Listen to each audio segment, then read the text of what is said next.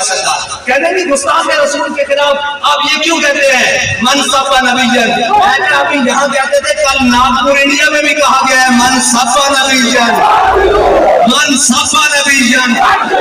دیکھا ابھی تو جہاں کوئی موزی سر اٹھائے گا, غازی علم الدین کا وارث, ممتاز قادری کا ترجمان, زہیب شہید کا بھائی, بابا جی کا مطالعہ وہی عرضی دینے کے لیے کھڑا ہوگا. جہاں کوئی گستاخ رسول سر اٹھائے گا اور اس کا سر کچل کے رکھ دے گا کہ تجھے پتہ نہیں ہے, اب امت کے بچے کو یہ یاد ہو چکا ہے کہ من سب نبی جن, من سب نبی جن. ہم بھوکے گزارا کر سکتے ہیں, ہم توبہ کشی کر سکتے ہیں, ہم بغیر لیٹ کے گزارا کر سکتے ہیں, اب دنیا کی تمام اذیتیں برداشت کر سکتے ہیں, ہم کڑیاں لگوا سکتے ہیں, جیلوں میں جا سکتے ہیں, جو ظلم کرو برداشت کر سکتے ہیں, سینوں پر گولیاں کھا سکتے ہیں, شل کھا سکتے ہیں, بم مارو کھا سکتے ہیں, لیکن اپنے آقا کی عزت پر کوئی دوسرا حق نہیں برداشت کریں گے.